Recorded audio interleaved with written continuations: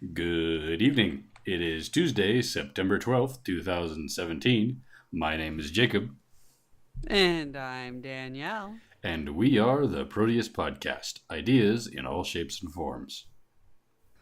Hello, Jake. Hello, Danny. How are you today? I'm alive. I'm Well, alive.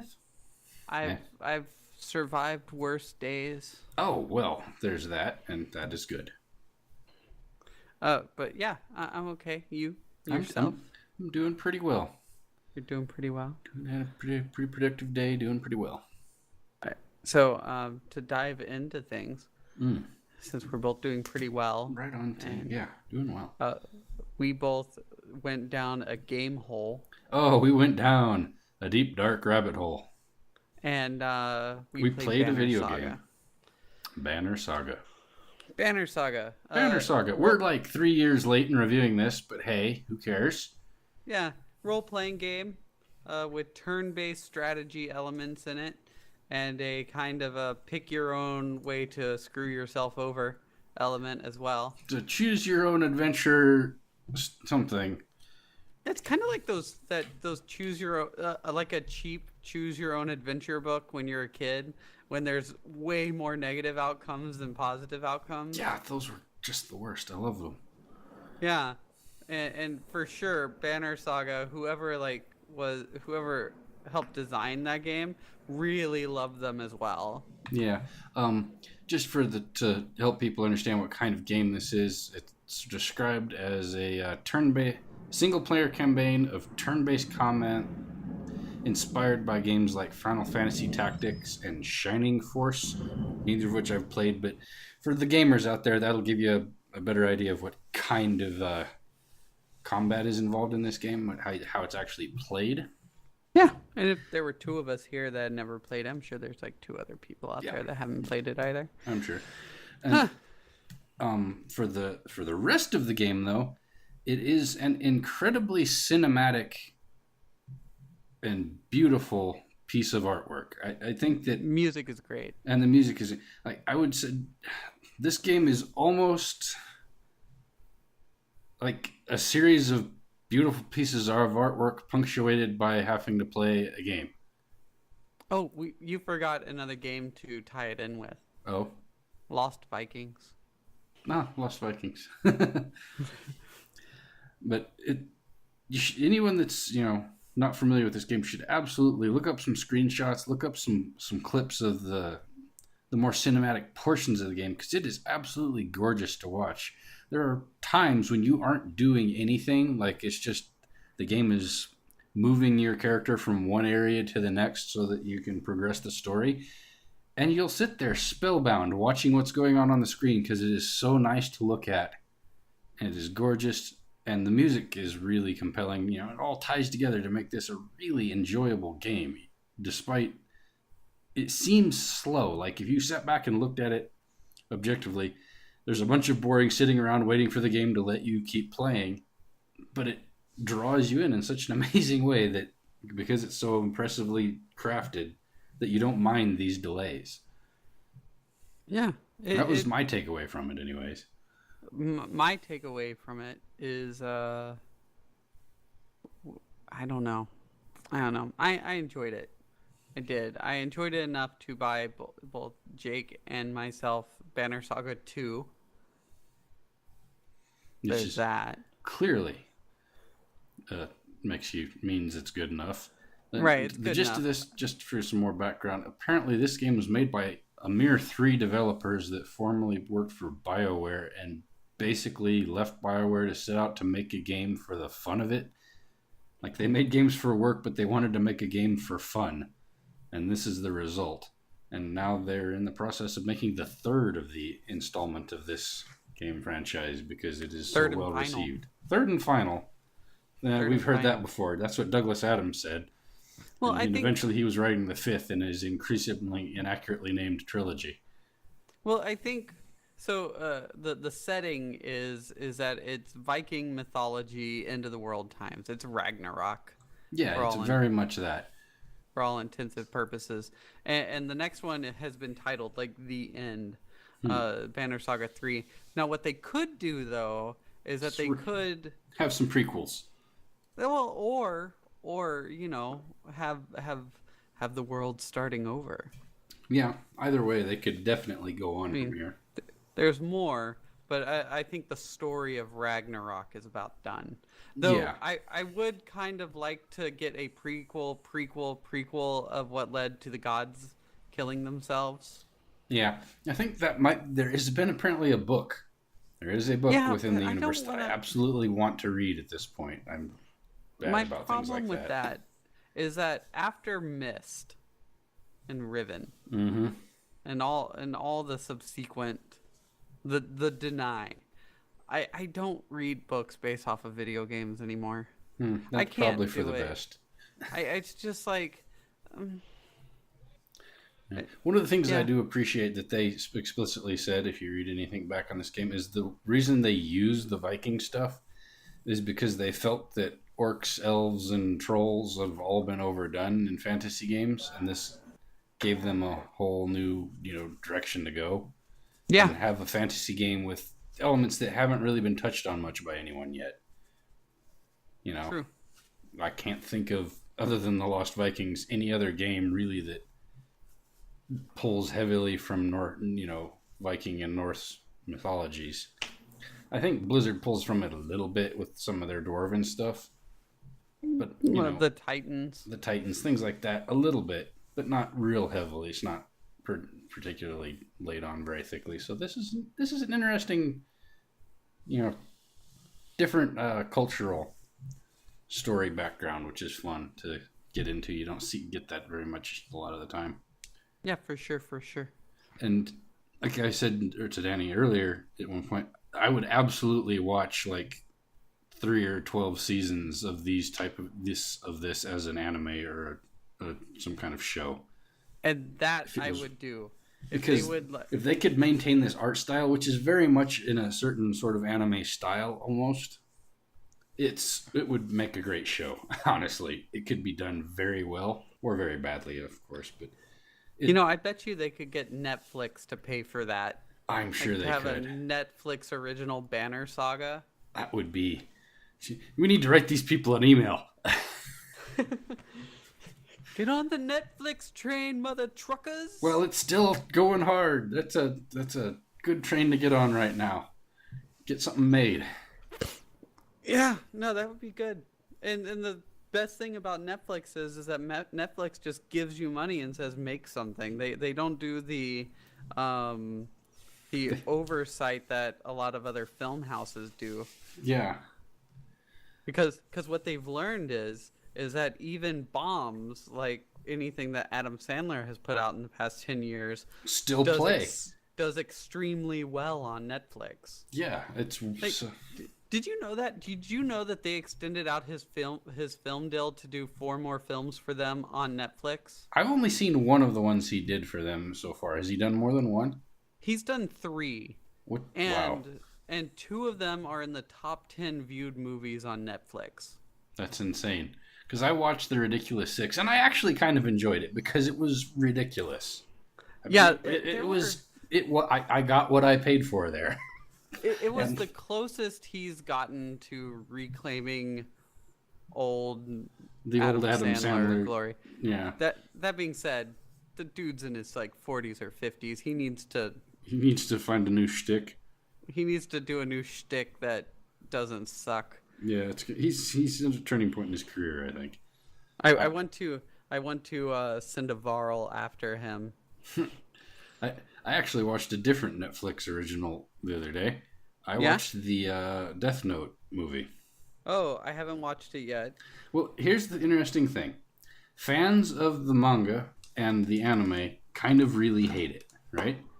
Well, and I actually might really hate it. Huh? I might really hate it then. Well, yeah. And I've only seen a little bit of the anime, and I've never read any of the manga. But I read a review of it by someone who really loved the manga and the anime, who said it's not as bad as everyone's saying. And because it's definitely sort of basically picked up the concept and made it its own. It's very different from those, the originals. Yeah. But for me, I found it entirely enjoyable. Like the way it was presented worked for me. And it's relatively. I think the main problem people have with it is how Americanized it is.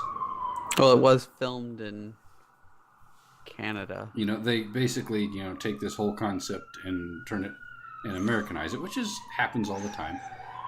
But it was done, I think, with enough respect for the original stuff that it's still okay. I don't know. I didn't have any particular problems with the movie. I thought it, took its concept to its logical conclusion and made it a fairly enjoyable film. Especially, and the person that didn't like it, that said it's not as bad as other people are saying, said the good thing about this movie is it's good enough to get people that aren't familiar with anime and like Death Note and the manga interested and let them go see this excellent show as well. It's like, oh, this was a cool movie. I want to see the manga, the anime now, kind of a thing. Like, so how do they portray Rem? Rem is the death god.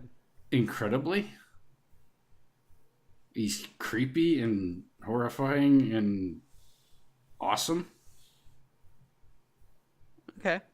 Well, I mean, you can't go wrong with the person that plays him. And I think that it's definitely watchable and worth watching, even if you didn't like the anime. And you'll probably have problems with it if you were a lover of the show. But try to look past those and see what they actually were trying to build there, I think is my advice. I'm sorry. I got the death god's name wrong. Ryuk. There you go. That's why I was confused. Yeah, sorry. Yeah. Sorry. There's another death god that shows up later. Yeah, it's... And obviously this is probably a much more condensed version of the whole thing. It doesn't include a lot of the stuff that's from the anime and the manga, obviously. I'm going to throw you a right hook. I'm going to send this conversation off track. Do it. I ain't Not scared. Not that we weren't already off track. I mean, we kind of left Banner Saga behind. No, well, we walked there because we said we would watch Banner Saga as an anime, and then we, circled back around. Yeah. We are on a trajectory, so let's just go ahead and break that. you have probably seen this before. You've probably heard this before. I'm gonna give you two movie theories. I'm gonna give you two in a row, and then I would like you to respond to them in kind. Okay. Okay. The first one, Spaceballs and Star Wars are in the same universe. Second, Home Alone. The father, Peter, Kevin's dad, is in organized crime. He's a mobster. That sounds about right. All right. I'm not real sure about the first one. I can't really see those being actually in the same universe. But the second one makes sense. How in the hell did he pay for that house? Well, yeah, it's like a 1.5. Okay, we'll start with Home Alone because this one's a little bit. It's a little bit. In my opinion, the Home Alone one's a little bit more far-fetched. Yeah. But we'll get there. The Spaceballs one, there's proof. There's proof. There's proof. So in Home Alone, Peter the whole family's terrible. Yeah. Let's start there. They live in a $1.5 million home in the 80s. He just has tons of cash laying around, as in Home Alone 2, where Kevin gets the wrong bag and just has a duffel bag full of cash. Right. Remember? Vaguely. It's been a few years. Yeah. Also, in the original script for Home Alone, the two robbers were hired by Uncle Frank to rob the place. A little bit more darker. But without Frank being there, it seems like there's like this whole there's nothing in that house that looks valuable just from the doorway where Joe Pesci's standing. So he must know something. And then later on, one would assume in a how many million dollar house there should be something valuable in there. Right, but he calls that house the silver goose out of all the houses that they cased. And like that's the one. That's the silver goose. The And, silver goose. also there's like a lot of little things like Joe Pesci his character immediately goes to like after the gun scene goes, I don't know, that was probably a mob hit that went wrong. And he's serious? So, I honestly think Peter McAllister, mobster. Sounds right to me. I can't argue with that. He's a good now, fellow. I agree. That makes total sense in universe continuity and all that. Now explain to me how it is that Spaceballs is in the same universe as Star Wars. Okay. Because I am colored skeptical. Some subjective information first. Mm-hmm. Okay, are you ready? Sure. Lucas Arts and Magic, Lucas Lights and Magic. Mm-hmm. Okay. They did all the special effects for Spaceballs. Really?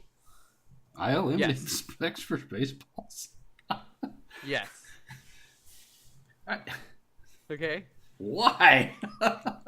Okay. Well. So George Lucas, what he wanted out of it is he wanted a promise from Mel Brooks that there wouldn't be any merchandising because the toys would be too similar to the toys from Star Wars, and that's why there's so many jokes about like Spaceballs the sheets, Spaceballs the toilet paper, is because there wouldn't be any merchandising at all.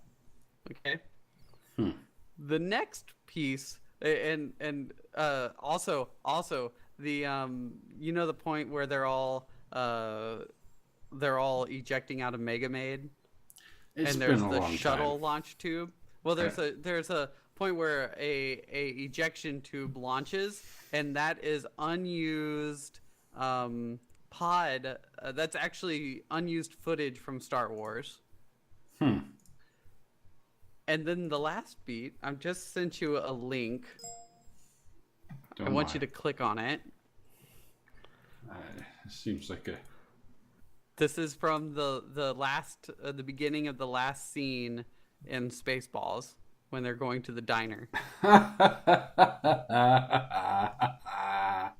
Do you see it? I see it. The Millennium Falcon. So LOM scenes unused film that wasn't used in A New Hope, used in Spaceballs, and the Millennium Falcon at the same pit stop as Lightstar and Barf. Same universe. Same universe, evidently. See? Yep, I'm not going to accept that. I'm sorry. What do you mean you can't? No. That is proof. Nope. That ILM is clearly a parody. I mean, not ILM. Spaceballs is clearly a parody of Star Wars. I disagree. This is a far off reach of the Star Wars universe. Fine. Where there's a Phillips 76 and Winnebago starships. That's just weird. I don't know how to feel about that. Did I just mess with you, Jake? A little bit. I feel slightly damaged. So I don't. That's a fun rabbit hole to go down, though. Is like weird fan theories. Yeah. Yeah, and then every once in a while one will get confirmed, and that's always fun. Mm-hmm. Yeah, I think one of the weirder ones I've seen though in the previous decades is that the bad guy from Saw, like Jigsaw or whatever from the Saw movies, is Kevin from Home Alone. Like being left by his family and having to fight bad guys with devious traps as a child has scarred him for life, and he becomes a deranged serial killer. I think that one's a little bit more of a stretch, unless you could show me some. It's basically elaborate traps, and Like I said, it's a ridiculous fan theory. Ridiculous fan theory. But it does make sense in its own weird way. In its own weird way, it makes sense, I say. Well, you know. Well, there you go. That's what I have. That was my right hook. That was a heck of a right hook. I'm pretty much dazed and confused and don't know where to go from here. Well, with that, how jaded are you? Today? Yeah. Huh. I guess a 6. A 6? Because Yeah. you realize that Star Wars is in the Spaceballs universe and vice versa? I guess. I think I don't know. I feel like I'm a 6 or a 5 or a 4. I don't know. I'm not real jaded, but it's sort of... I'm having a moment here. Since I'm not feeling that awesome, I'm at a 5. Yeah, we're just dangling on the fulcrum of suctitude. Yep, on the fulcrum. Or whatever we called that originally. I really have to go back and listen one of these days. It's like in the 4th or 5th. The 4th or podcast. 5th. No, that's not that big of a time commitment. Anyways, do you have a quote for today? I do, from Richard Dawkins. Oh, really? Yeah. An internet meme is a hijacking of the original idea. Instead of mutating by random change and spreading by a form of Darwinian selection, internet memes are altered deliberately by human creativity. There is no attempt at accuracy of copying, as with genes, and as with memes in their original version. What? God. Yeah, I just got deep on you. Just went Is he deep. insinuating that memes evolve in a similar fashion to life forms? Yeah. I don't even know how to feel about that. Well, that would be the theme for today, making you think things that you don't know how to feel about. I don't really like this theme. So I had picked out a Viking-themed quote because we were doing other things earlier. And so this is allegedly a quote from some famous person from a Viking stronghold in France who traveled the world looking for new fighting techniques and beautiful women. Does this alleged person have a name? Jean Baptiste, something in French with a P. Listen, I don't French. Anyways. I don't French, man. French. This quote is, "Better a humble house than none. A man is master at home. A pair of goats and a patched roof are better than begging." I will take it. I don't know. I like it. So, all that being said, and if you've enjoyed listening to us today and our ramblings on this wonderful Tuesday, you can follow us on Twitter at Proteus Podcast. You can email us at proteuspodcast@gmail.com.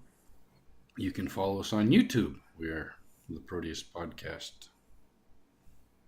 And you can subscribe to us on Podbean, iTunes, Google Play, all good places where fine podcasts are purveyed. So, all that being said, I've been Jacob. And I'm still Danielle. And we have been the Proteus Podcast. Good night, everyone.